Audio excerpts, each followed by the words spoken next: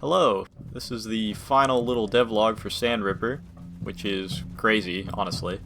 Sandripper is about to go into the upcoming Steam Next Fest, bringing a bunch of new faces to the game before being released shortly afterwards. Very scary.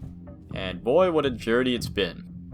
I wish I could have made more devlogs, but truthfully, I was just too busy to make any more than I did. I just barely bit off what I could chew with this game. Alright, so what's new? Well, a lot of things, really. 6 months ago, I hyped up the release of the game's public demo, which turned out to be not as great as I thought, and really humbled me. It wasn't very polished, and I got some good feedback from people, but the most humbling thing about that whole experience was the leaderboard. 115 people tried the game on day 1. The next day it was 70, then 30, then 9. And of all those people, more than half of them never beat Wave 5. Not great for a game that relies on you playing it more than once. And it wasn't because the game was too hard. I knew that for sure. So it finally sunk in that the game was just a bit lame. It sucked, but it was the wake-up call I needed to get the old brain working. So 2 months go by.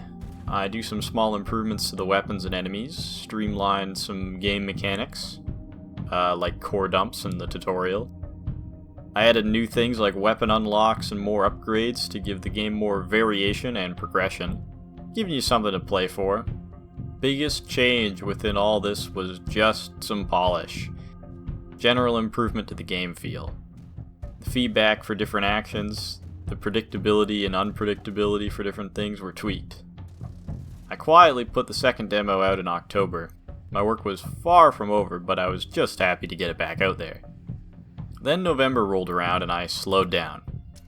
Up until that point I had been so stressed that I didn't even register how stressed I was until I finally let myself relax to play Stalker 2 when it came out. At this point in time, I was genuinely planning on releasing the game that December. I had a real careless mindset. I guess I just wanted to be done with it all and move on. But if I did release it then, I knew it would have been doomed to obscurity immediately. But I was kind of okay with that. But Flurry, the lead dev of a sick game called Redline Crooks, talked me into just holding off in order to be part of the Spring Next Fest. Which I'm definitely grateful for, as it gave me enough time to get my shit together and get addicted to Balatro. I'm not even kidding, Balatro shattered my mental shackles when it came to upgrade design. Upgrades were right up there next to weapons for the most important features in the game, and they were frankly the lamest thing. My only real inspiration for them for the longest time was Deep Rock Galactic, but I realized that I didn't learn as much from that game as I thought.